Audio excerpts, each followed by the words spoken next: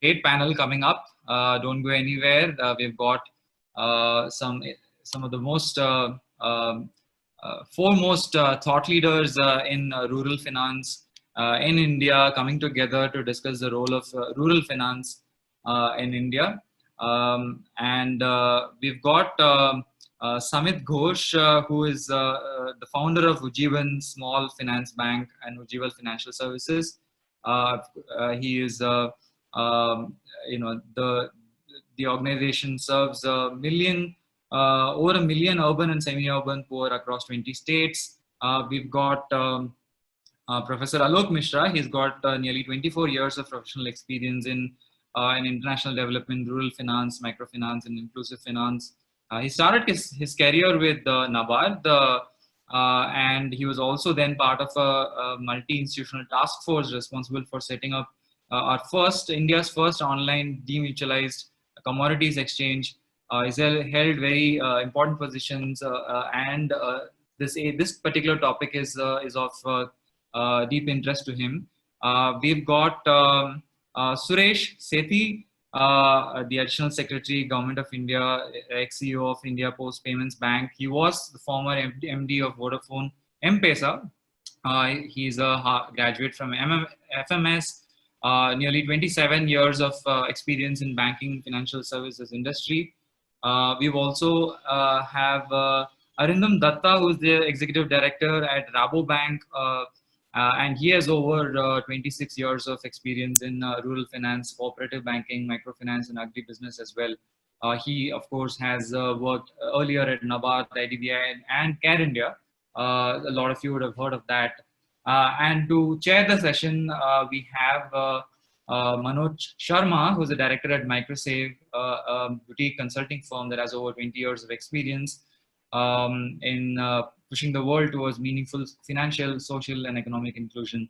He has over 28 years of experience across Afghanistan, Bangladesh, India, Indonesia, across the world. And I welcome all of them to the panel. This is going to be a lively discussion. It's a great panel with very different points of views, varying points of views, let me say. We have we have people joining us from across YouTube, Book My Show, and Zoom links everywhere. Yesterday, we had 10,000 viewers joining us across all of these platforms. We had them joining from nearly 45 countries. And hopefully, as we speak, the viewership is increasing on these YouTube channels as well. The session will last until 1:45 p.m. We'd like to have the last 5 to 10 minutes for Q&A from the audience. I will help curate the questions for Manoj and the team. Over to you, Manoj. Please take this forward. Thank you so much for joining us. Has Manoj joined? Yes, John, I'm on the call. So great, thanks so much. Yeah, thanks for the introduction. Samit, Alok, and Suresh, are you there? Yeah. Okay, great. So before we dive into the panel, I mean, I need to just reiterate what John said, that an extremely diversified panel. We have people who can talk at length about financial inclusion, about microfinance, about the whole agriculture sector, not just agri-finance, but frankly, the entire agri-value chain. And of course, look at things from a policy angle that have been at it for so long. But the first question of the panel is, before I dive into my summary to kick off the discussions, which is a profound question, and I would give them till the end of the session to answer, is where are you guys getting your haircuts from? Because I can't find a salon. So obviously you're not following what Mr. Modi is telling you. So maybe on the side we should compare notes on how to get a haircut in these times.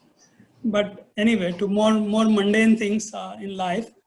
I mean, till at the beginning of the year, we were looking at India growing at 6% and so on and so on. I mean, somebody would come with 5.8 and 6.5, but somewhere around that. And now you're talking about 0.8, 0.2 and 0% growth. So economic growth, including in rural areas is a fundamental thing is about sentiments. And right now the sentiment is sort of just doesn't seem to bottom out. I mean, it just keeps diving down. And that is very worrisome, you know, for any economy, including for the rural economy for which we are talking about, that there is just so much of, nobody knows when this is going to end. I mean, till about a month ago, I used to say that, okay, we have some sort of a, you know, reference point in demonetization. We had a 3-month, you know, complete chaos on the demand side. There was, at least insofar as unorganized sector went, the demand completely vanished. And here we are looking at both a supply side disruption and a demand side disruption, other than for, let's say, for the essential commodities. But right now that sort of parallel no longer holds. We are now really in a class of its own because we don't know when it is going to end. So that's very, very sort of bad for any economic activity. And unfortunately, we are in that scenario. We are looking at a surge in logistic costs by 20 to 25%, because of course, the moment you bring in more friction into movement, there will always be an increase in costs. And that's being reflected in the increase in transportation costs. Some estimates say it's gone up by as much as 20 to 25%. There's a huge reduction in demand. I mean, the Horesa segment, which was a key sort of demand for a lot of food grains, vegetables, and so on, is just not there. It's the hotel, restaurants, catering services. They've all gone out of business. Meat, poultry, eggs, they are coming with a taint. So again, there is no demand. People are just not consuming them. And it's just pitiful what's going to happen to these farmers who are in this market.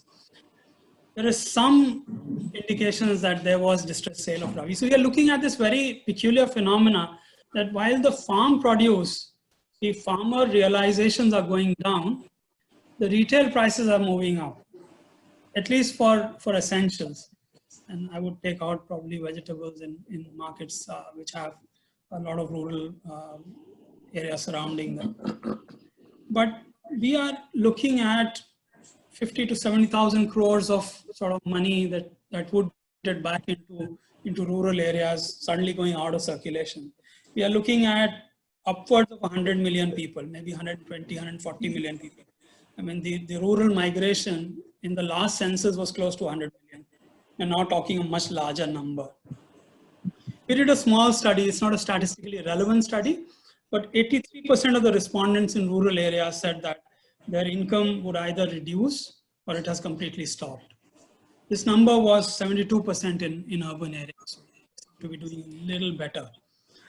Of course, this is, again, I'll repeat, not a statistically relevant sample size, so just a dipstick, we can take it.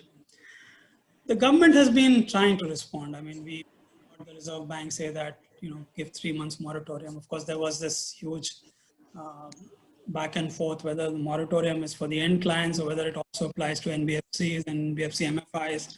That finally got sorted out a couple of months into the crisis.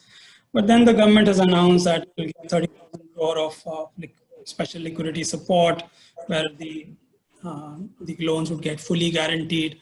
Another partial guarantee of 25% for 40, which the outlay is 45,000 crores. We had the TLTRO announced by the Reserve Bank, again, targeted at HFCs, NBFCs, MFIs, and so on. So given all this, given that the crisis is really without parallel, I mean, we haven't had dealt with anything which is comparable in the past, even though at least for the microfinance sector, one can say, and same applies for agri sector as well. Farmers are used to dealing with uncertainties. They are used to dealing with general apathy. They are used to dealing with markets that don't function. They're used to dealing with institutional finance that doesn't really deliver. But this seems to be just too big. I mean, are we prepared? So my first question will be to Alok. One of the things, Alok, that I'd like you to reflect on is that given the recent policy announcements, what is going to be the impact on rural development? And as you deliberate on this, please just touch upon that answer in the context of this whole paradigm of the rural development sort of institutional setups that we have. I mean, eventually whatever gets delivered has to take the path of existing institutional structures that we have. We can't build new institutions at this time. So then given that, what do you think is going to be the real impact, or how are we going to move ahead and move out of this crisis? Over to you. Yeah. Thanks, Manoj. As you rightly said, the crisis is unprecedented, and what will be the impact, how long it will be lasting, that is not clear to us. But before I get into the structural dimensions of rural finance and rural development, I would say two things. One is that this crisis is going to exacerbate the existing infirmities in the rural development space, specifically talking about agri-finance. And the thing you asked about policy pronouncements, if you think, look through all the pronouncements, especially on the agriculture side and the migrant side, the one thing which sticks out, which will impact will be seen in future, how it is rolled out, that is one nation, one ration card, and where people will also, with not holding ration card, will be able to get free rations for 1 or 2 months. That's a very good point, and if it is rolled out, it will be a good relief. But other than that, the other things announced for the agriculture sector, I don't see much of it in it, because like talking about farmers being given moratorium or interest subvention being extended up to 31st May, these are normal things.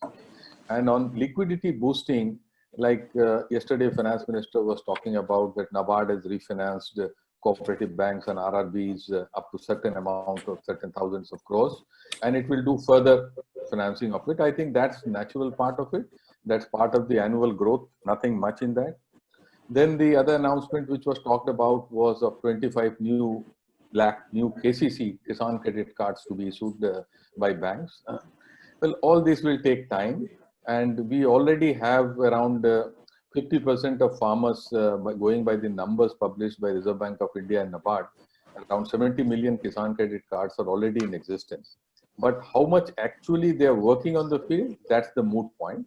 So, and 25 lakh will just add a pin to the whole, a point to the whole thing. So overall, I would say that on agriculture side, not much has been done. And the other important point to be noted in that is that all this liquidity and all that, you rightly said in your introductory remark, is all about demand, is all about sentiment. Now, in agriculture, fortunately, because the traditional farming community in India will continue to farm, whether the sentiment is okay or not okay. So that demand, I don't expect major changes to take place. That will remain static as it has been growing. And last financial year, we saw an agriculture credit of around 13 lakh crores in India. That will remain. Unlike the manufacturing side of it, the services side of it, which have global trade linkages, global exchange of services, where the demand can swing. But in agriculture, farmer, despite suffering losses, small farmers have been suffering losses, and despite they continue to farm, they depend on institutional sources and non-institutional sources. So that will continue. Now, coming to the structural part of it, what I would like to say is that the rural finance in India, if I talk only about finance, I will not get into the other issues, but we must carefully understand that finance, rural finance or agriculture finance is a necessary condition, but not a sufficient condition for rural development. The other factors we must take into account, and if we have time, we can come back to it. In my mind, other than rural finance, the land holdings and soil quality, the irrigation, the extent of irrigation in agriculture, and the marketing structure, as you rightly said, that while the farmer's price realization is going down, retail prices are going up. This is a big challenge in India, and the price realization related to the farmer, and coupled with the climatic changes which are happening in agriculture. So all these have to be seen in context, and we cannot see rural finance in separation. But still, as the question is on rural finance, I will just take 2-3 minutes more to talk about it. On rural finance, if you see, 2-3 things come out very strikingly out of the whole discourse. One is, since in 2005, the government launched this doubling of agriculture credit in 3 years. Since then, every year we see targets being announced. And as I said, last year, the total credit flow, both short-term and investment credit in agriculture, was around 13 lakh crores. Quite a substantial jump from 2 lakh crores in 2005. So that has happened. The share of agriculture credit to agriculture GDP has moved up to 43%. It used to be around 20% 15 years back. So those are good things. But the other thing I see very discerning, very, what should I say, some very weak spots and very worrying spots emerging. One, that in small scale agriculture, the first reliance of the farmer, as we all know, is based on the cooperative structure, which is closest structure to the farmer.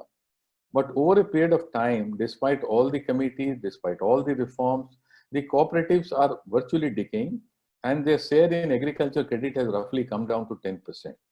And 50% of agriculture credit societies, which are at the village level, are almost loss making and defunct.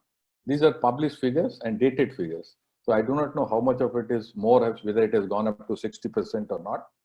And the other worrying feature is that despite the increase in credit flow, if you see, and most of the credit in agriculture is now going through KCC, what has happened is the other dimension, if you see the increase of credit flow, the gross capital formation in agriculture as percentage of agriculture GVA, that has inched up, but still lower than other sectors.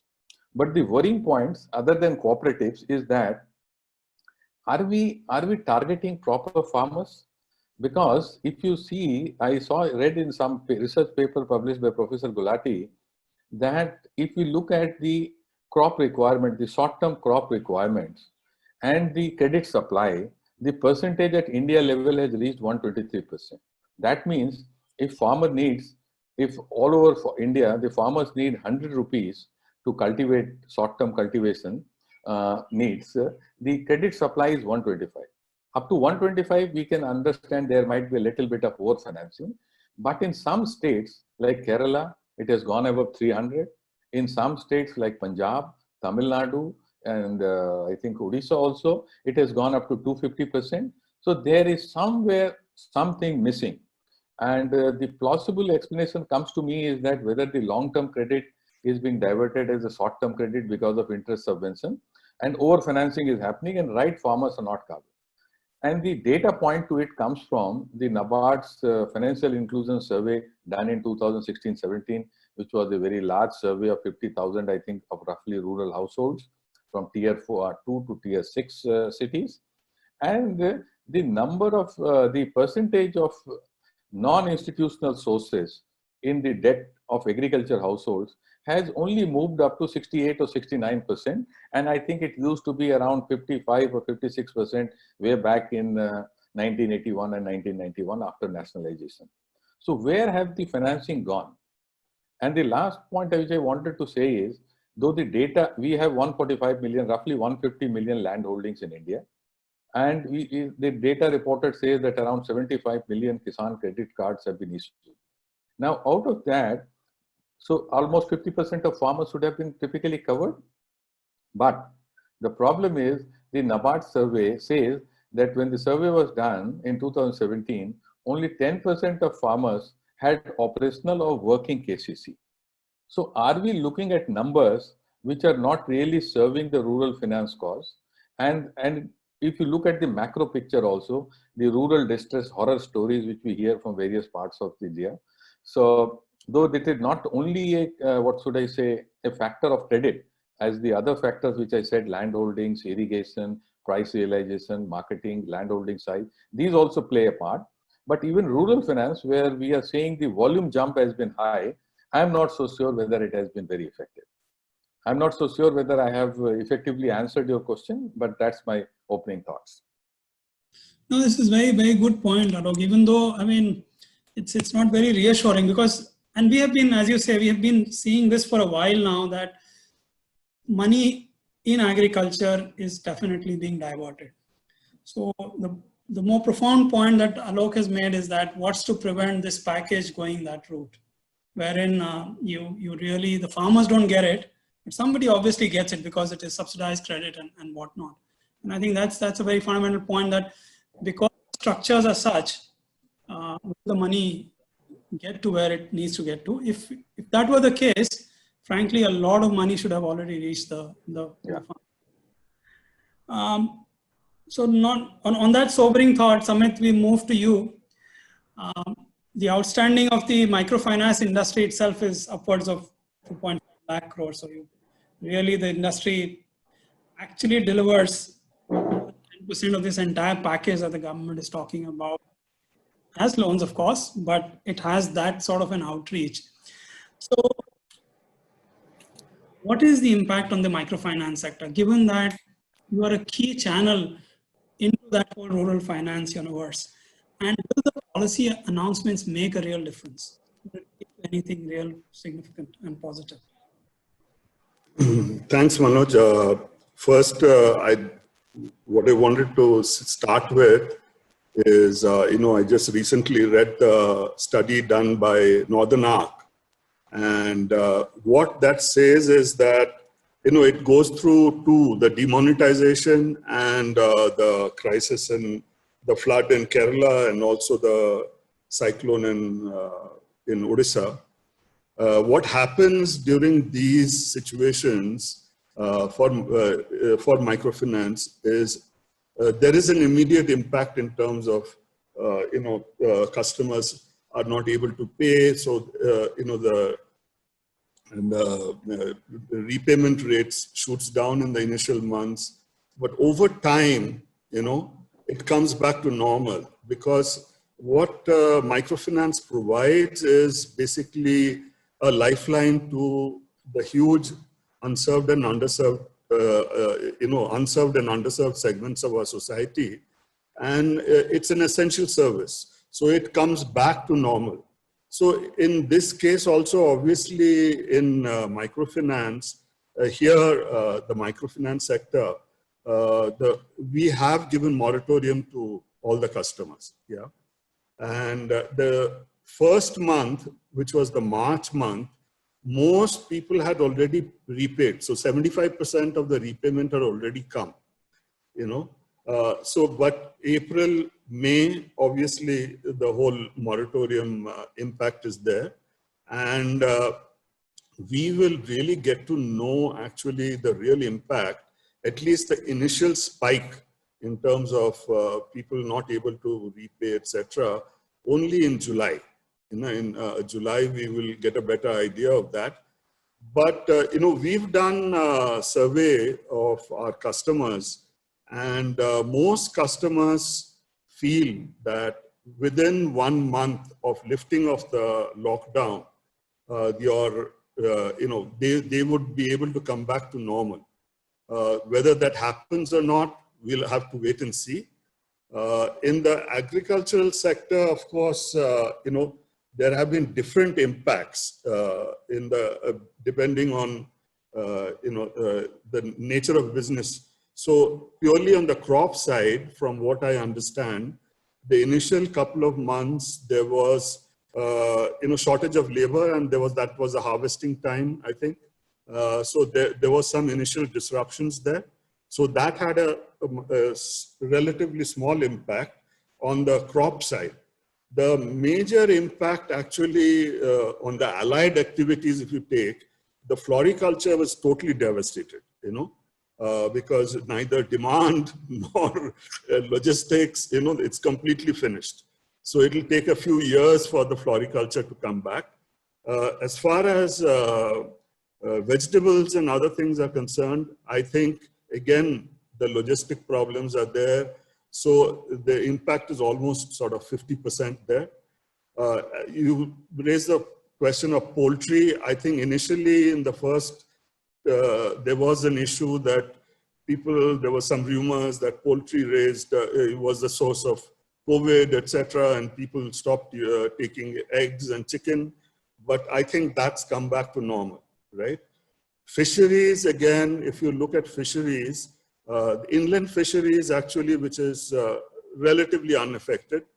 But again, the sea fishery business is, again, impacted by logistics. So there are different aspects of this business which have been impacted by this whole, the COVID situation. But the expectation is, you know, I mean, the key thing really is, you know, I mean, yeah, NABARD and SIDBI at this stage providing refinance is extremely good. And if they provide for a slightly longer term, it gives a lot of stability to, you know, on the liability side of our portfolio. And that's been very, very helpful, you know. And, you know, I mean, how it comes back is we have to see. But we are quite confident that things will come back to normal. But the key thing is actually in terms of policy is when will the lockdown be removed, you know? And so we are eagerly waiting to see what happens on the 17th. And hopefully, as we are listening, you know, hearing all these, that the lockdown will be restricted to containment zones, and you know, the rest of the areas will slowly come back to normal. So that is, I think, the key thing. How fast can we bring everything back to normal while, you know, the containment zones, which are narrow, small areas, are kept within, you know, with all the restrictions. So from a policy point of view, that is key for microfinance and for the agricultural sector. Thanks, Amit. This is really useful because, I mean, the whole micro enterprise is not a monolith, and different sub-segments around that, different value chains are behaving differently. I mean, interestingly, Samit touched upon some of them, but if you look at the dairy value chain, initially for the first 10-15 days, there wasn't much of an impact. I think the system, even though the demand reduced because of the Horesa segment, the restaurant segment moving out and so on, but the middlemen were just producing more and more ghee and trying to store it. But after a while, of course, the liquidity isn't there. You can't perpetually keep on making ghee and storing it. So now in places such as Lucknow, from where I come from, we see that retail prices of milk have dropped by as much as 10 rupees a litre, which means that farmer is now selling milk at below subsistence level. So the point that Samit made is really, when is there going to be light at the end of the tunnel? I think that determines, but as of now, it's good to know that the client segment is positive and says that it will take us a month to bounce back. That's really, really positive news. And I'll move on to Arindam. And Arindam, you've been in this for so long. I mean, you understand the whole rural development sector and the agri sector so well that will these announcements lead to, you know, any significant change? I mean, Alok didn't give us you know, anything to really hang on. He feels that, and rightfully, I mean, the numbers he quoted are really dismal. I mean, if that's the situation, there isn't much to look forward to. But anything you feel that, especially given that there have been innovations going on in the agri sector, anything you think that out of these policy announcements, the farmer, the farm value chain will be able to display, if not the kind of bounce backs that Samit mentioned, at least over a period of time, maybe after this cropping cycle. The other thing, and I would leave this as a question to both of you, both Alok and Arindam, is that there's a 45% increase in fertilizer uptake this April. So if you compare April 2019 with April 2020, fertilizer uptake has gone up by 45%. Everybody is totally, you know, taken aback by the sort. I mean, one obvious response is that people are hoarding. And anyway, I mean, as Indians, I think we have this tendency. We risk averse. We try to, you know, take care of risk. So maybe the farmer is storing because we don't know if the lockdown gets extended, if suddenly their village is in a red zone and it's periods. But even then, a 45% jump is very difficult to explain. So, I mean, at some stage in this conversation, if you would like to weigh in on that, that would be great. But over to you, Arindam.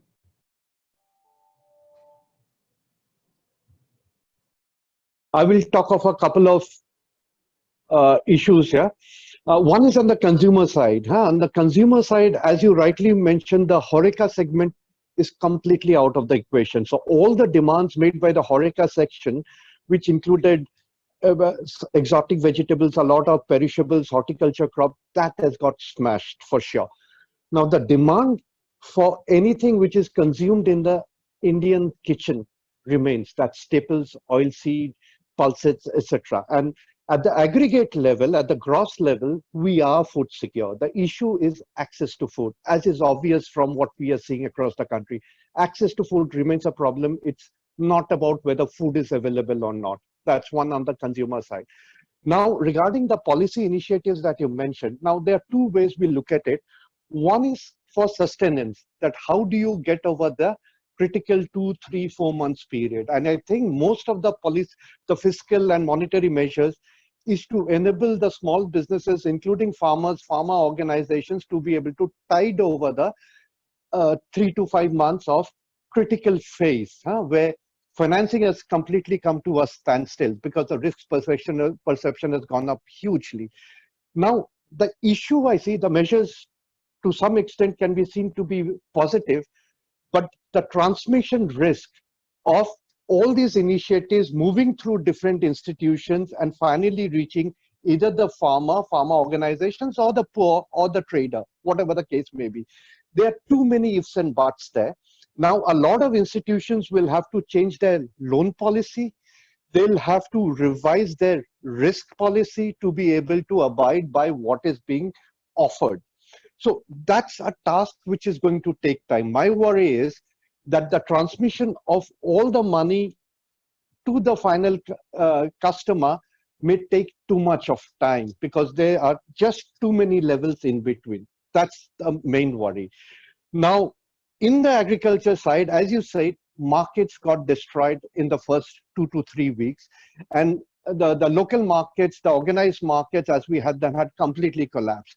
And as Alok mentioned, whatever was brittle, we knew was brittle pre-COVID, has been completely exposed now. Now, the two critical parts for a farmer today, if you're looking at the upstream side, is access to finance and access to markets. Access to inputs and advisory, we do have mechanisms, good or bad, they are already there. But every year they are worried about access to finance and access to markets. And I think the access to market part has got completely exposed in terms of being so brittle. So the good part now is a couple of developments. One is that people are talking about resilient supply chains, about inclusive resilient supply chains, wherein it simply means that today if a farmer wants to sell his produce, he or she should have 3 different options. It shouldn't be just one option. And the biggest issue there is information asymmetry. I have a certain crop, a certain produce, but if my local regular market breaks down, I do not know where to sell it and at what price, under what conditions. Now, with a lot of technology coming in, the movement had already started about 3 years back, and technology brings in efficiencies. It brings in, it attacks the issue of information asymmetry. And we did see that technology companies grow. More than $500 million of investments that got into India. India is the second largest agri-tech country in the world after the US. So we will see a lot more adoption of technology, not only at the farmer level, but also by the supply chains and the markets. Critical for farmers, and this is absolutely critical, what has not happened so far, and there's a crying need, is to do our demand estimation, because what the farmer today will be consumed after 3 months or 1.5 years. What is it that the farmer needs to grow today? The farmer doesn't know. So as Alok said, they'll keep growing what they do because nobody tells them what will be the demand after 6 months. That's a critical role that only technology company can play. Further, the outreach to the marketing sources, to the demands in the market, the way a technology player can do, a FPO or a farmer on a standalone basis cannot do. And more importantly is the formalization of agriculture. Right now, it is extremely informal. We all know that. But once digitization happens in the rural areas, especially among the farmers in terms of land record digitization, farmer digitization, the formalization process is going to start. And that is going to be critical to be able to have credible information for all the important stakeholders, which includes the input players, the advisory players, the market players, the financial players, etc., etc. So I see that trend moving. And for resilience in agriculture, adoption of technology is the crying need, and the good part, a lot is happening. Now, access to finance for agriculture, something all of us have been talking about, was a problem before COVID. Let's face it, it's not that everything was rosy in the agriculture sector. Now, all those issues will remain. It's just right now the emphasis is on sustenance, on trying to build up resilient supply chains, of having alternatives. And as I keep saying, without technology, a country so big and diverse, which is so fragmented, especially in the upstream part, it's just impossible to do. Silver lining is building up, thinking differently for the future, but there is going to be a serious hit. Let's face it, at the individual level, as was mentioned by Samit, floriculture, you have cotton sector, demand has completely collapsed. Huh? Cotton supply chain has completely collapsed. For high value agriculture, for perishables, it's extremely difficult because supply chain and transportation logistics has come to a grinding halt. Huh? So there will be a hit to the sector, to the farmers. I would say we can't predict, as all of us are saying, how long the crisis is going to last.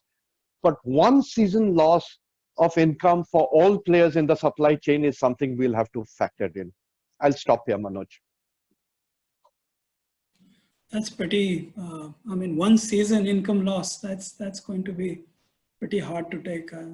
You'll have... It's a combination of the previous season and this season. As you know, the realization extremely yes. low, while we paid up. So the market has collapsed. Huh? When we are paying high prices and they are getting low realization, what was always already a problem has become a bigger problem and has got completely exposed.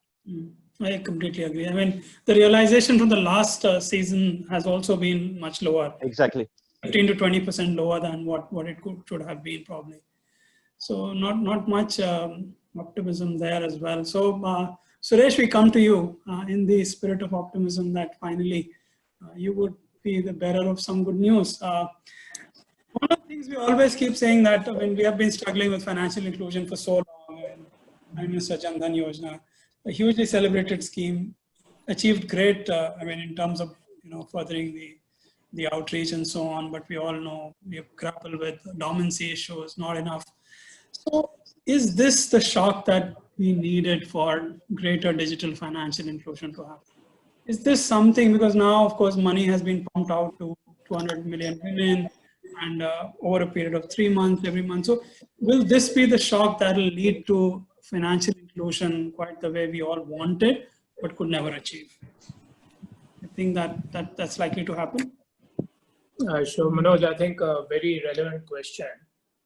I was actually picking up from what Arindam was saying just now. I think he alluded to technology playing a very strong role.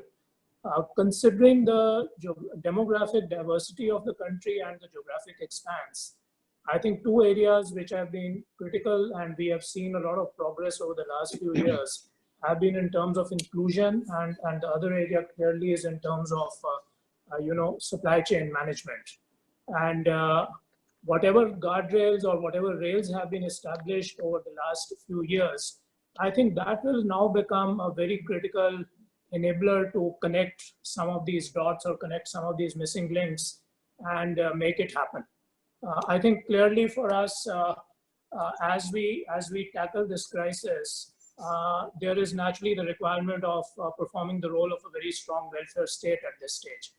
Because whether it is agri-finance, whether it is getting credit to the last mile, that is going to be very critical. And I think earlier Alok also mentioned that credit disbursement is there, but it is not really reaching the meaningful owner. And that is a significant challenge. And I think some of the things, as we all know, I think starting clearly for us with the creation of a national identity itself, and now we are seeing things where that can be further extended to talk about national ration card, for example. You need an identity infrastructure below it to be able to create some of these mechanisms.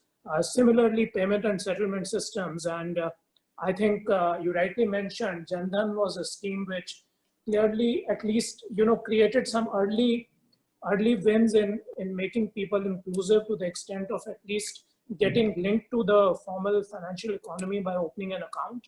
But I think our biggest challenge remained that how do we create the infrastructure for them to access these accounts, to actually access either the credit or the benefits coming into it. And again, I take a recent example, basically the government putting in their own largest distribution network, the Department of Post, and creating the guardrails of linking up these accounts and bringing services to the doorstep, which we've seen play out importantly enough in the recent days, where the entire postal network today is performing pretty much a polar role in taking money right down to the beneficiaries of all the schemes that have been announced. And they are virtually delivering cash at the doorstep for people having accounts with any bank. So I think this increase in infrastructure, the payment settlement systems which are there, and the adoption that will come through that, you're absolutely right.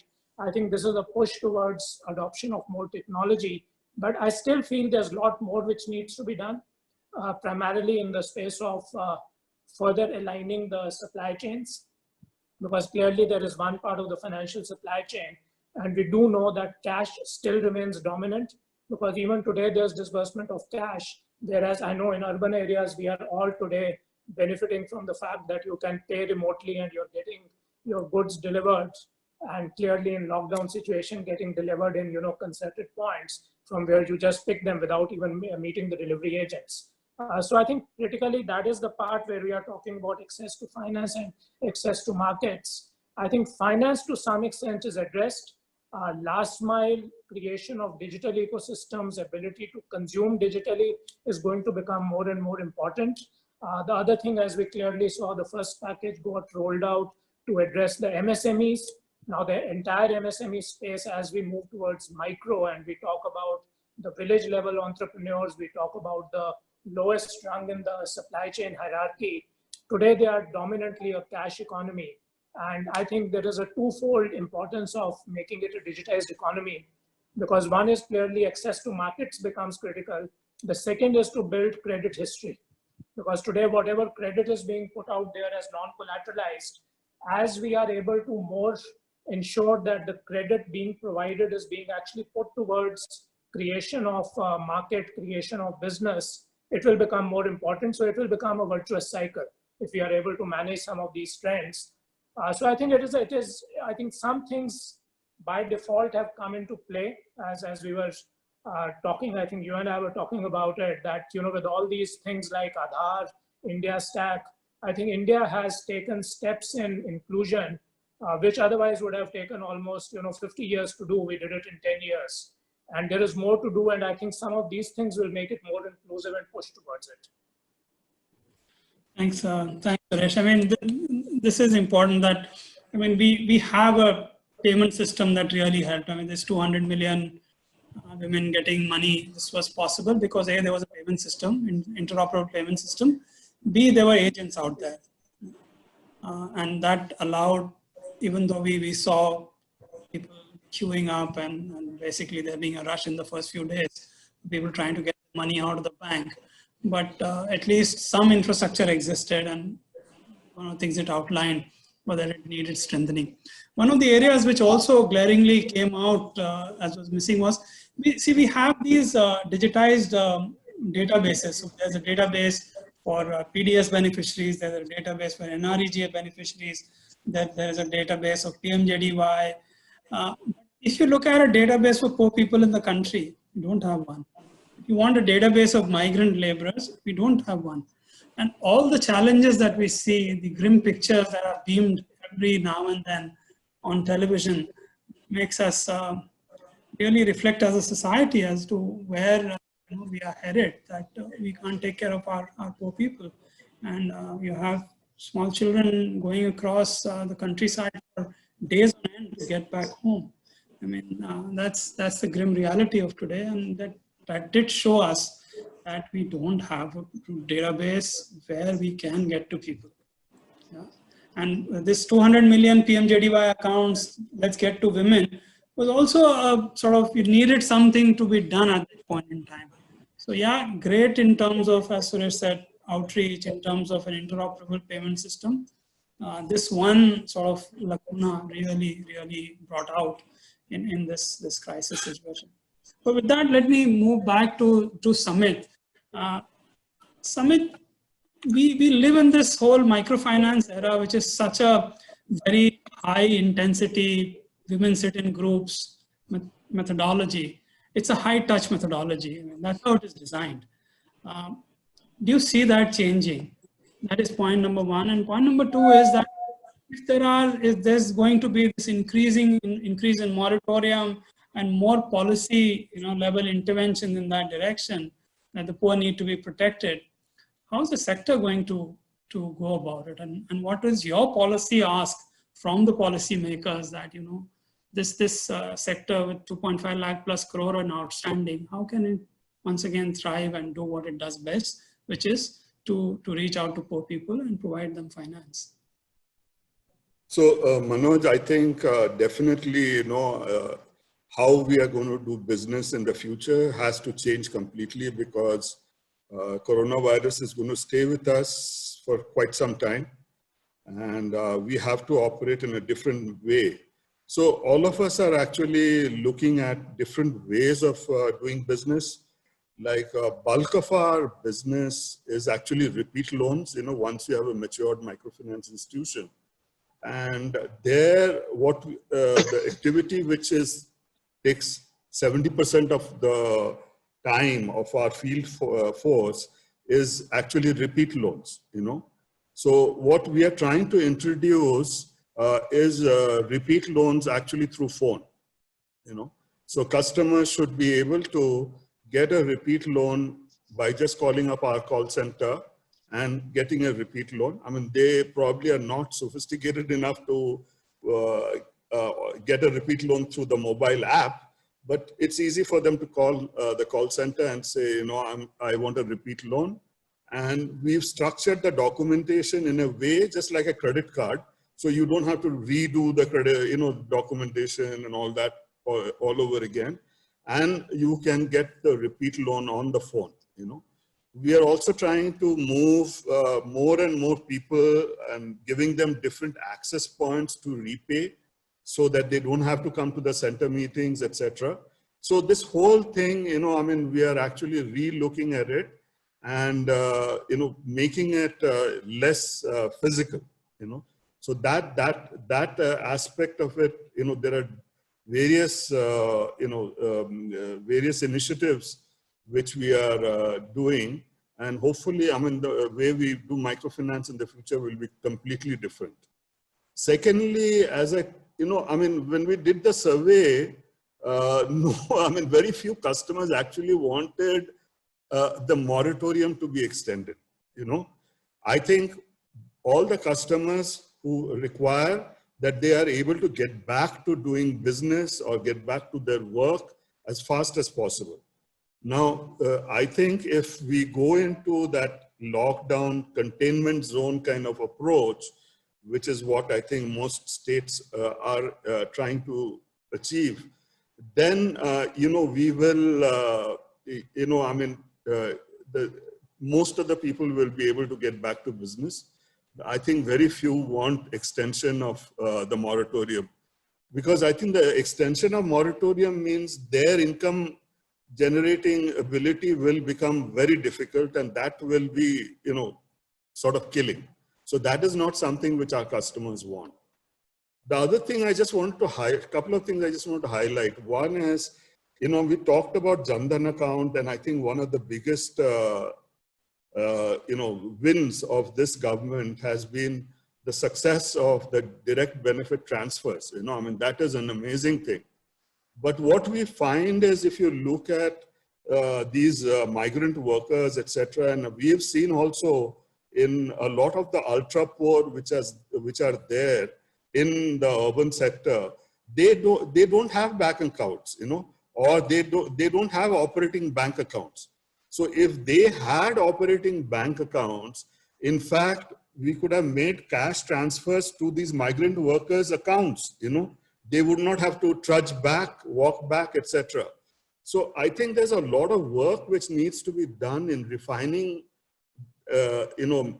actually making the Jan Dhan account much more sort of accessible to everyone.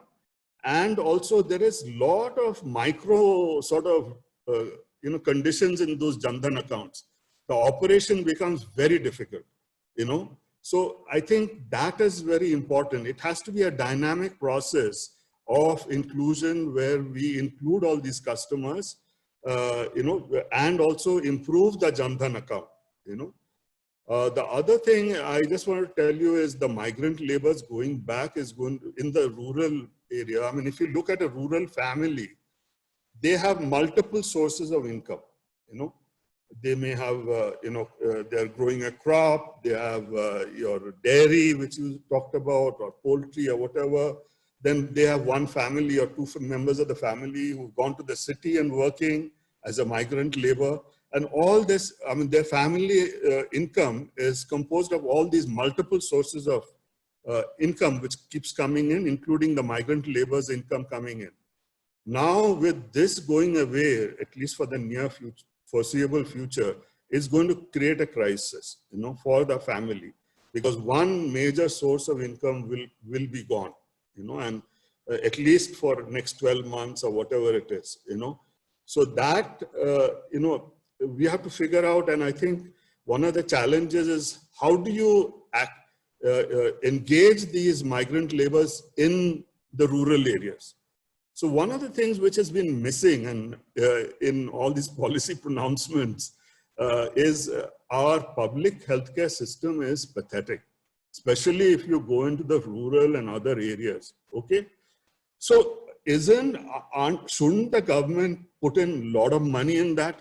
And if we are going to build that physical infrastructure for that public healthcare system in the rural areas, you know, we will be able to engage these people, you know, in the rural areas themselves, because most of them are carpenters, masons, etc.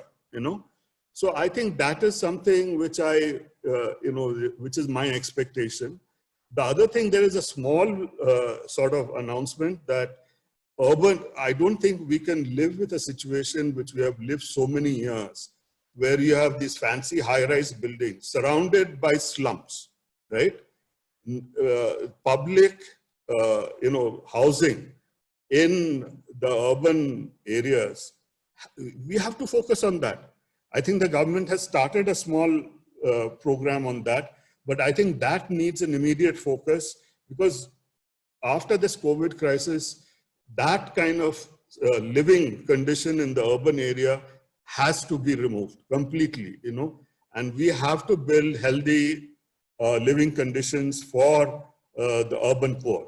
So those are two things which I feel are very, very important. Thanks, Amit. Great points. I mean, it just shows that policy gets swayed by sentiment. I mean, I've heard this from the microfinance institutions and from clients as well. As Amit said, that if you are into, let's say, the grocery business, you're actually doing very brisk sales. People are buying more than they need because there's a tendency to keep some reserves at home. So actually, they probably need more credit. They're really not interested in the moratorium. And but Samit would know this, at least 30-35% of a typical portfolio would be into these kirana shops and so on, you know, microfinance institutions. So yeah, I mean, sentiments do drive a lot of these policies, not the realities on the ground. So yeah, but I'll move to Alok. Alok, I'll not throw a new question at you. You left such a profound, you know, sense of that the whole chain is broken. That and the policymakers would be aware of this. I mean, you just can't suppose that a NABARD wouldn't know that, you know, packs are not functioning. 50% plus packs are not functioning. How can this be made to work? And is this crisis something that you think will finally be, you know, the poke that was needed to make the rural, at least the finance side of the rural development architecture to start working? Any thoughts? Yeah, thanks, Manoj. But I would, before I get into the question you have asked now, I would like to pick on two things which you in between said. And one was the 45% jump in fertilizer. Yes, yes. So while part of it, we are reading it in newspapers, I do not know how correct it is, but it is there. So one part of it is that it is good that people might be hoarding, as you rightly said, and that is one part of it. But the second part to me, it also worries me. Why it worries me is that the fertilizer consumption in India is badly skewed. We know that the soil needs NPK, and we have badly skewed it by urea subsidy. So we should not be, in the name of more fertilizer sales, more robust crops, more voluminous crops, we should not be further degrading the soil. So that is because fertilizer consumption in India, in parts of it, it has degraded the soil so much that now we are talking about neem coated fertilizer and all that, but it is not much has happened. So that also worries me in case of fertilizer sales going up. We have to look through it more carefully. And in case of fertilizer, one example I would say that how, and when we are talking about policy changes, we should also think about policy changes in fertilizer distribution system. You have studied it in detail, the fertilizer distribution system and all that, and how much of machinery is employed in that, and how much it reaches it, and how much is leaked, and whatever it happens, despite the DBT. Now, in a paper which Arvind Subramanian, our ex-chief economic advisor, had written, he had says that if power and fertilizer, these two subsidies, are stopped in Punjab, in the state of Punjab, we've made calculations, each landholder can be given 92,000 rupees per year. And each of the laborer who don't own the land but cultivate till on somebody else's land can be given 52,000 rupees. So we can look at the certain policy changes, whether the time has come with greater digital inclusion, with greater targeting of digital accounts, whether we should dismantle all these outdated systems of subsidy distribution of fertilizer in kind and move towards where the farmer can buy it. Now, the second point before I go to your question is about the microfinance institutions. Now with loan sizes going up, it is no longer, it is reduced. You can say that microfinance is only for trade business or this business. Part of microfinance, as we all know, money is fungible, is also used for agriculture operations. So it will go there. But when you said that earlier there was confusion that the moratorium is only for retail borrowers, and later on it was changed that it is also for intermediaries, I would like to say that as per my understanding, based on the field and talking to the players, this second thing has still not been done. It has been left at the discretion of banks to individually deal with institutions, and many of the banks have still not given moratorium. So when 90% of your cash flow is impeded due to moratorium, how are microfinance institutions going to pay back the lenders, banks? This is a question which has still not been addressed. So on that side, my only policy ask would be that extend the moratorium, at least proportional to what has been extended at the retail level. And second is, as we have talked about, that with so many migrants going there and more dependence on agriculture, people will not come back to cities in the near future. The demand is also likely to go a little bit up. So that along with the moratorium, you should also make provisions for further liquidity support. Now, going to your question about rural finance architecture, I think you have to, there are basic, these are fundamental things. These are long-term, long-short issues. One is that you have to make agriculture remunerative. If you make agriculture remunerative, then the private sector will also go there. The farmer will also be prosperous, and he will be able to afford private services rather than solely depending upon some defunct government agriculture extension department. That policy change has to happen. And it cannot be done in a day. It is a long term. The problem in our country is that we are focused on short term measures, that giving 2,000 rupees to farmer in 4 months is not going to solve our problem. We have to look at structural issues. Today or tomorrow, it will be forced to us. We cannot force 60% of population to rely on substandard services. On the institutional, so unless you do that, the appetite of the banks to lend to agriculture and recover, and then also the policymakers to resist from this temptation of loan waivers. If you improve the surrounding ecosystem conditions of agriculture, you won't need a loan waiver. And I would just give you an example. During the demonetization time, Amravati district in Maharashtra is a rural distress area, and the microfinance customers were protesting and agriculturists were protesting. And I spoke to an MLA who represents the farmers.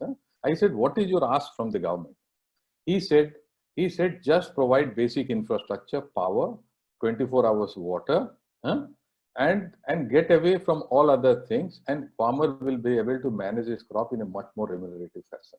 That policy change, you should be government has to be a facilitator in agriculture rather being a direct intervention in agriculture. And the second part of it, on the infrastructure side of rural financial institutions, I think commercial banks, they would like to lend to it. There are priority sector requirements, 18% direct agriculture requirement, but the private sector banks and some other banks are not willing to do it because of the issues, the structural issues in agriculture. Once you sort that, they will go there. On the RRBs, the way we have moved ahead is that they are neither here nor there. They are neither local institutions nor national institutions. So I will leave that apart. Their size is also less. On case of cooperatives, the problem is NABARD has done enough numbers. So many committee reports have been put, if you remember in 2005 or 6, the Vaidyanathan committee report, which has made very critical condition, which is the essence of cooperative reform, that the state government equity has to be retired from cooperative.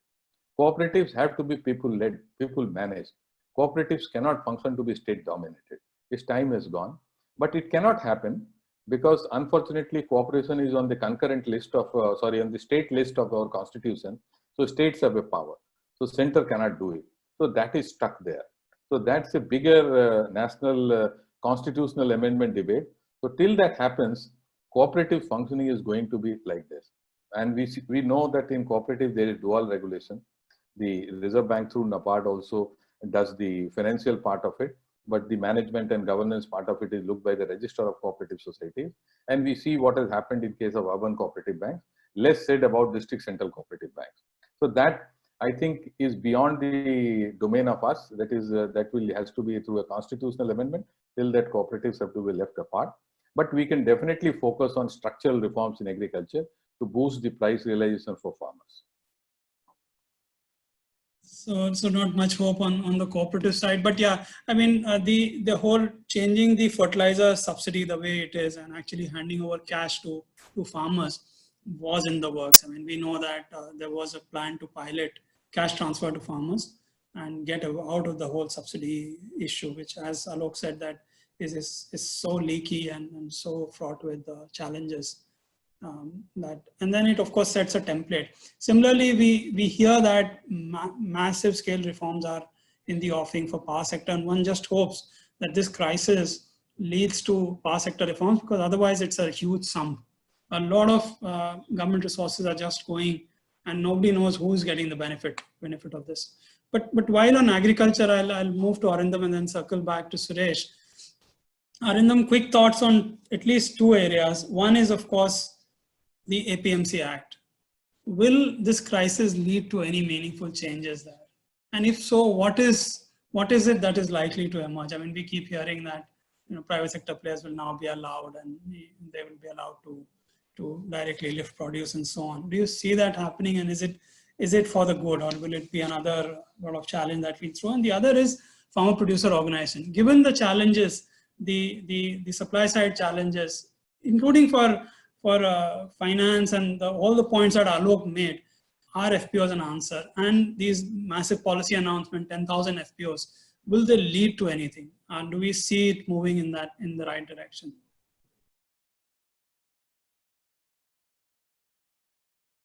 Short to answer your first question. Well, yes, APMC is getting amended. That's because firstly, it's a state subject, right? Many states have come forward and they have amended or they have abolished the APMC. So the private institutions are free to buy from the farmers. Farmers are free to sell to the farmer. It's happening. But all these changes, because it's going to happen after a long time of regulation, it takes time to build up alternative markets, for the other markets to be set up for all produce, for all farmers. It's important. For some produce, the markets may move in immediately, but for all produce, all farmers to be covered, when you take away the essential market, which was inefficient, it takes time. This should have been done over a period of time, trying to understand what kind of alternative markets. And now it's a knee-jerk reaction immediately to open up. So consequences of that for the smallholder farmers, especially whether they will have alternative markets, it's a question mark. In the midterm, it's a good decision. There's absolutely no doubt about it. Let there be all kind of markets, right? Digital markets, electronic markets, physical markets, private, public, whatever. Government procurement, let them all exist. It's for the farmer to choose.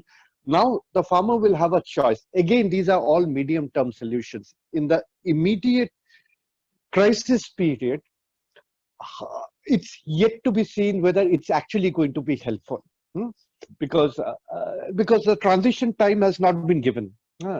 So that's the issue on the first front. Now the FPC is a very big question. Again, I keep saying it's been done in a targeted manner. These are small businesses we are setting up. There needs to be a rationale to set up a FPC, and we cannot, just have 10,000, 20,000 FPCs. Just like the HR capabilities are not there, incubation centers are not there, access to finance is not there. So it takes time. But the good part is we already have 50 to 100 reasonably well running FPCs. Now, the biggest challenge we face is there are some weak FPOs, FPCs which have been set up. I mean, some NGOs got money, they set up a structure, and that farmer structure is not doing anything. Will we let them fail because there is no way they can exist, or will we, like a lot of initiatives, keep pumping in money in some businesses which have no future? There will be successes. There has been successes, but again, building up cooperatives, these are nothing but cooperatives under the Companies Act. Cooperative story is a patient story. It's a long-term story. If you look at the global best examples of cooperatives in the West, the financial cooperatives are easier to get up and running if they are truly professional, but agricultural cooperatives, they take time. So we are trying to compress a 15-year story into a 3 to 5 year story and make it happen. I have my serious doubts about whether we can make it happen like that. There will be successes, aggregation in some form, whether the virtual aggregation through technology or the physical aggregation through FPCs is required. We have no doubt about that, but we need to see for each area, for each commodity, given the situation, what is the best alternative. Just building up FPCs is not a solution.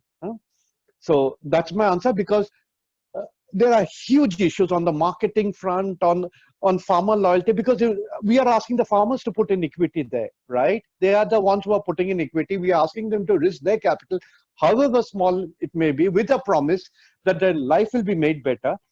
And then the philosophical question is, India looks at cooperatives as social institutions, which leads to an economic impact. Globally, the successful cooperatives have been the one which sees cooperatives as economic entities which make a social impact. There's a huge difference to the thinking. The moment you treat them as economic entities, the thought process, the policy changes completely. But again, I suspect we are looking at them more as social units which may have a positive economic impact. So we are building up just more structures and structures. That's Thanks, very Manoj. a social unit with an economic impact, or an economic unit which also leads to social impact. I mean, that's very, very profound. Moving on to Suresh. Suresh, two things I'd like you to weigh on. One is this macro picture around agency banking. Where from here? Finally, we see agents getting their dues. They are now essential services. Banks are giving them the bhav that they should have always given them. Yeah, you have been as the head of India Post Payment Bank, you've headed M-Pesa. Is this a good time for agency banking? Where do you see it going in the next few years? And the other is more in the weeds, that is the Aadhaar-enabled payment system really the answer that we are looking for interoperable payments? Will it deliver? So these two questions, if you could weigh in, that would be really wonderful.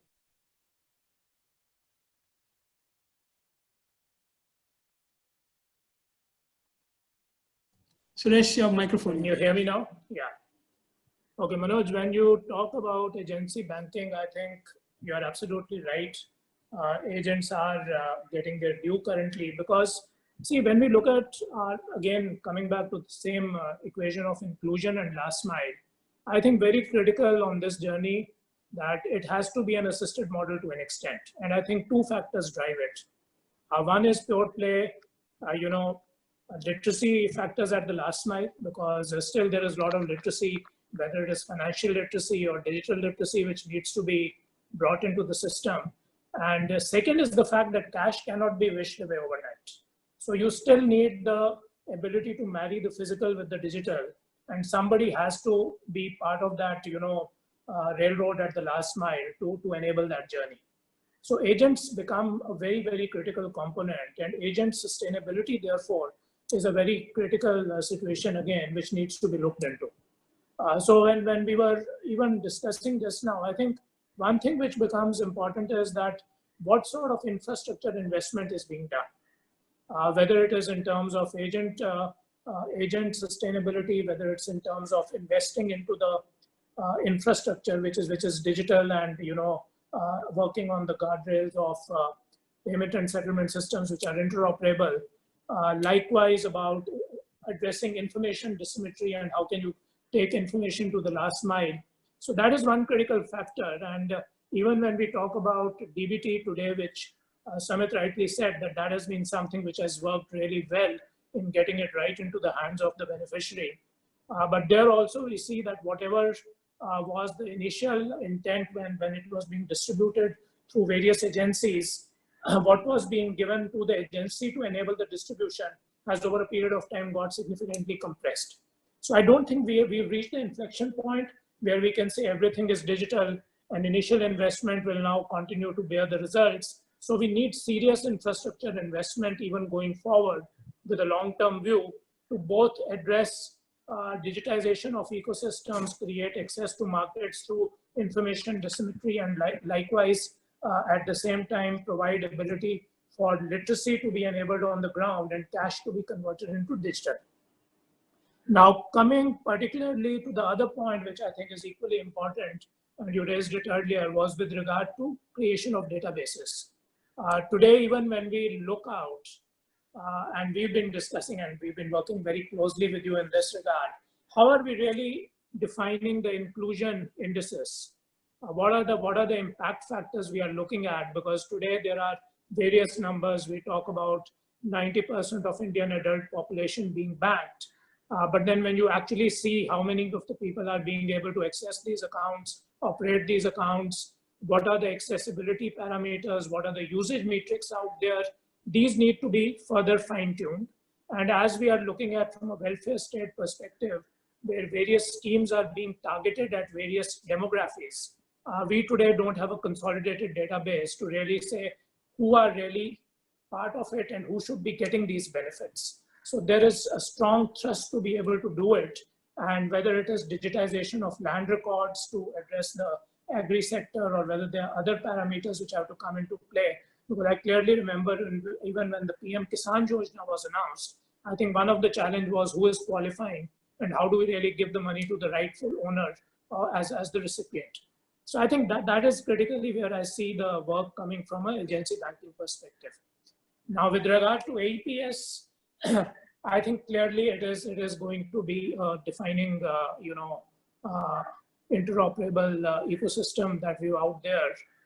Today, as you can see, that any bank can provide services for any other institution at the last mile, and which to an extent, when we look at even the postal employees today, Department of Post being an essential service, now each of these essential service providers at the last mile are today extending the banking industry as a whole to provide banking services right at the doorstep.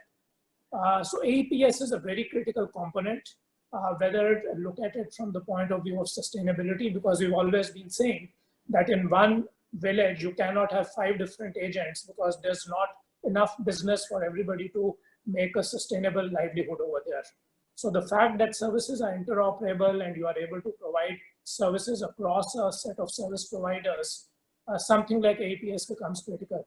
The challenges which we are seeing with AEPS is largely in terms of the entire industry coming together. I actually hark back to the days in 2004 when initially the payment settlement systems came in, and without naming, there were few large banks which refused to become party to it because there was an economy in having an inefficient system.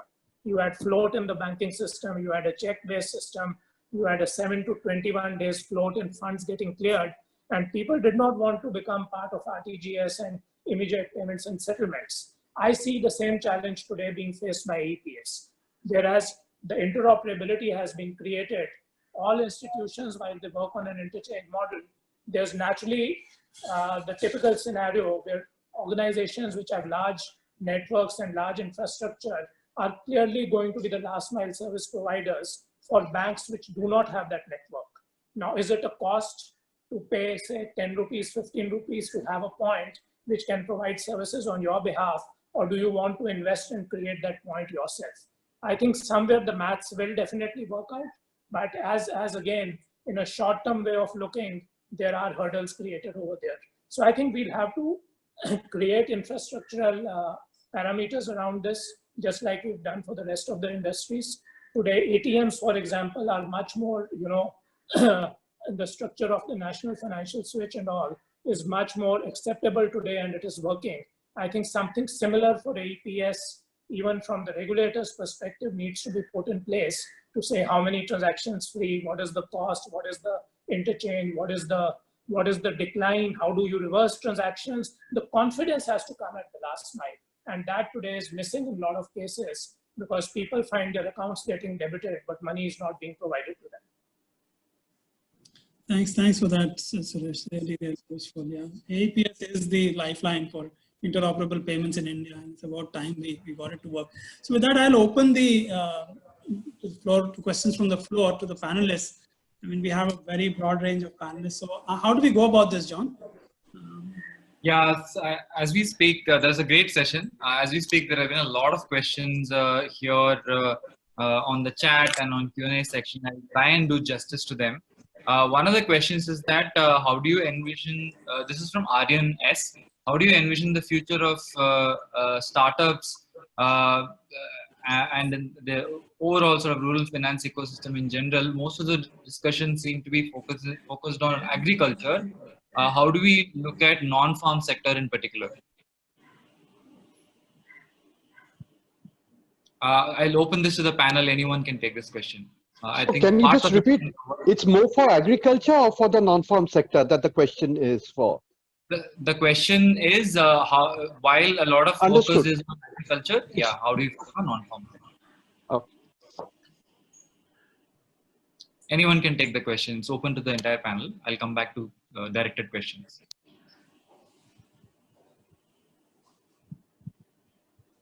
I didn't understand the question. What is the question again? I think the question is, I'll read out the question. How do you, most discussions on rural finance focus on agriculture. I hope you'll answer all of your points on the lines of the non-farm sector. How do you assess that sector? Very broad question, actually, if you'd want to take that. I think Samit would be the last in the best position because microfinance, only a small portion is for agriculture. A lot of it is for non-farm sector, but then Samit would know better running a retail institutions. So, I mean, as far as borrowing is concerned, and our customer base, if you look at it, I think we see the impact of this, lockdown. I think the highest portion goes to the urban self-employed who are running shops, etc. They've not been able to open and have any kind of income during this period. The second major impact really has been on the wage earners, the daily wage earners. They've lost out tremendously. The salaried people actually are reasonable. I mean, the impact is not that much, So I don't know, I mean, if that answers the question, the kind of question you're asking for, or did I answer something different? I think would be difficult to check with Aryan at this moment, but we can move on to the next question actually, which is a little bit more specific. Aniruddha Datta asks, the restrictions of use of cash for payments at mandis, should they be removed till digital systems gain salience? Has this limited cash circulation? What are your thoughts?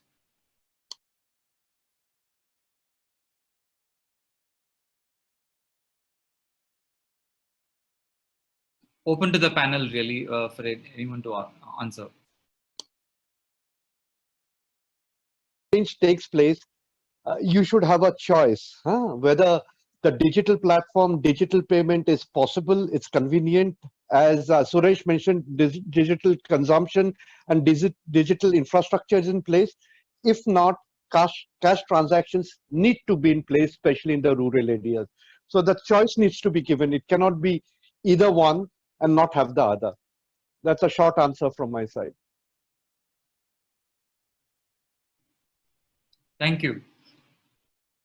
I can take another question here.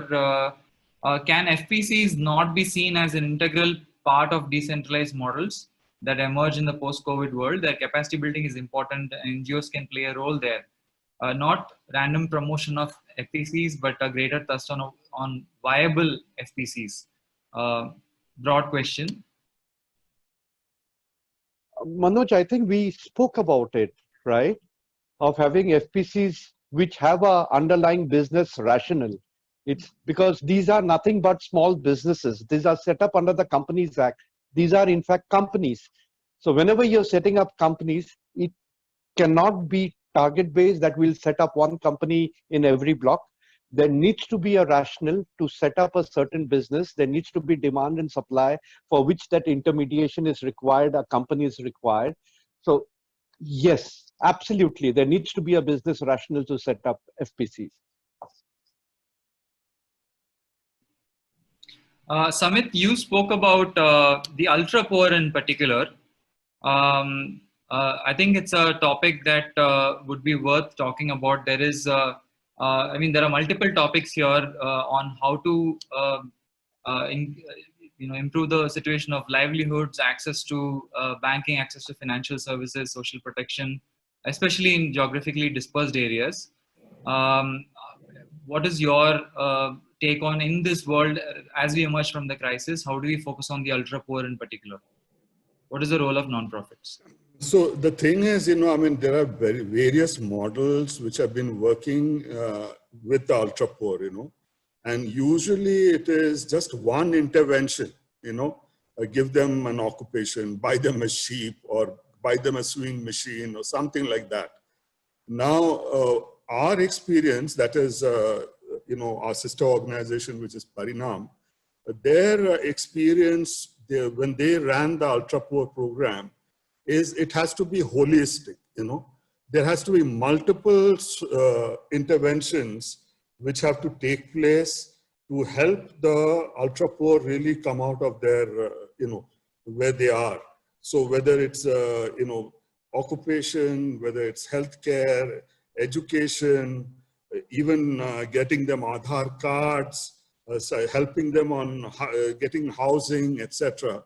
So it has to be a very holistic approach, and that is how, that's what has worked for us. And just taking a single kind of intervention approach, which may look very good, but that doesn't have the kind of impact which you require.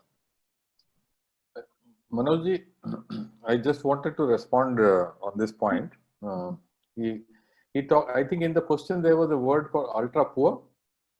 And how does ultra poor, so if we are talking about, John, if the question is directed to ultra poor and destitutes, I think the way the financial system is made up, whether it is microfinance or not-for-profit microfinance or banking sector, it is well settled debate now globally that ultra poor and destitutes who are not economically active are not the domain of microfinance or financial services right now.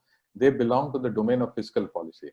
It is the government which has to support them, whether through cash transfers or whether it is through kind transfers or the skill trainings. But to expect destitutes to be brought into commercial side of financial inclusion, I think that debate has been settled long back. Thank you, Professor. Look, the only thing is what I was saying is even we in Ujjivan don't do it. It's done by Parinam. Yeah. And it is, you need multiple interventions, and government is only one source actually. I don't think you can leave it entirely to the government. I think NGOs have also a vital role to play there. Yeah, okay. Fair. We have the last 5 minutes. I will leave it to you, Manoj, to ask the last questions to the panelists and close the session. if that's okay. Sure. I mean, if we can each take, the 5 of us, each take a minute to sort of give our thoughts. I'll start with Suresh and Arindam, Alok, Samit. If we can go in that order, and I'll also take a minute, and let's see if we can, final thoughts, 1 minute each, rapid fire. Suresh, you're on mute.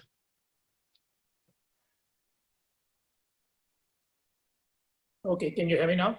Yeah. So I think I will stick to the digital part. I think clearly, Manoj, there is a lot of work done. There is a lot on the ground. We need to take more decisions in terms of further investment in infrastructure. How do we build it? Critical for us, as I clearly say that even with the challenge we are having, these are changes which take time. So behavior changes at the last mile, investment in literacy, and investment in infrastructure is a continuum. Equally important is the fact that we need to have relevant databases and metrics to be able to measure who needs to receive this welfare and then build it from there. So part of the journey is there and part still needs to be achieved, and this is where we need to focus on. And some policy framework around that has to come into play. Thanks. So we are in the middle of a real crisis, and it all starts with liquidity. The cash outflows are certain to some extent. We all have to spend, whether we are individuals or corporates. There are some expenses which have to be met. Cash inflow is either irregular, or it has stopped, or it's uncertain. Beyond a point, this situation means that your capital gets eroded. That is, you go broke as a corporate, as a family. That's what we are heading into. All we talked about, all of us, were midterm and long-term solutions. In the short term, whatever fiscal measures, monetary measures that government has announced, that can only help. It is not, things are not normal. That money needs to transmit immediately to the recipients. Unless that happens, we are looking at a crisis, a big crisis. Thank you. So I will talk about I will leave the rural credit part away, but I will talk about medium to long-term measures which must be taken, which will have a longer time horizon. One is that I think to make it remunerative, when we talk about agri-finance and rural ecosystem, the focus has to very strongly shift back to water conservation and soil nourishment. Because 83% of freshwater irrigation currently is being taken up by 3 crops, that is wheat, rice, and sugarcane.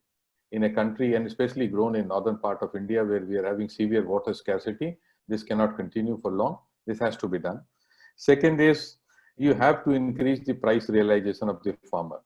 And though we have talked about doubling of income of farmers and all that, I don't believe in that. Those are basically coined words. Because if I look at last 6 years, the real growth in income of farmer in last 5 years has been at the rate of 0.44% real income growth per year. So that's a part. But how to increase that monetization and price realization of farmers? You have to reform the marketing, as Arindam was talking about, give the farmer choice, reduce the number of levels which are there in marketing, and also have multi-risk management techniques. Currently, the only thing is Pradhan Mantri Fasal Bima Yojana, and we all know where it is headed to. So we need to move towards weather-based insurance, weather-based insurance, and other things. So, and also aggregating farmers through FPC and then participating on them on price hedging and commodity exchanges. Structural reforms, while short-term measures, as Arindam and others have said, can go through to direct cash transfer, but you have to focus now on medium-term and long-term issues. So I just wanted to add, I think Alok had mentioned it earlier, that I think what people want, even in the rural sector, is if the government provides them Bijli Sadaka Pani and gets away from everything else, right? I think that's very important. And the other thing is, one thing we missed is in rural agri-financing, we have marginal landless and small farmers, most of the lending today is done against land, some kind of security of land. But these people, frankly, don't have land, right? And they are generally left out of the banking system. Plus the fact that there is a restriction in terms of 9% interest rate ceiling, etc. which makes it unremunerative for most banks to lend to this segment. So again, I think there should be freedom. As we have learned in microfinance, the poor are ready to pay a market price. Don't put unnecessary, interest rate ceilings, etc., which makes totally unviable for any financial institutions to lend, where we are raising deposits at 8.5%. And I think that is very important. Plus, I think we should leave product development and design left to the banks and entities which are doing the business. It should not be done by some Babu or some, in RBI and even NABARD, I must say.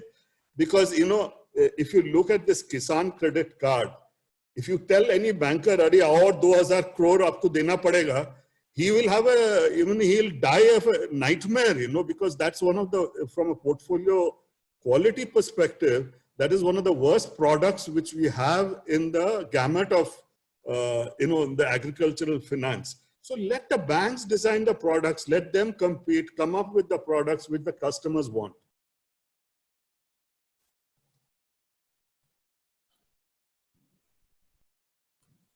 Okay, I think we have done a summary. We are overshot by a couple of minutes.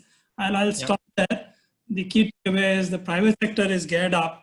Will the government deliver? I mean, that's been always the story. And in this case, the situation looks a bit grim. So over to you, John. I'll thank all the panelists on behalf of the NUJ and on behalf of all the participants. I'll thank the participants for staying tuned in as we pontificated, and not a very good picture, I must say. When you get Alok, you always get these things. He's always calls a spade a spade. So, and Arindam didn't cheer us up either. But anyway, let's hope in the spirit of optimism that we will overcome. I mean, poor people have managed for so long with every system broken. Let's hope that this time too they'll come out of this and come out of this stronger. So thank you very much. Thanks everyone. Thanks, Manoj.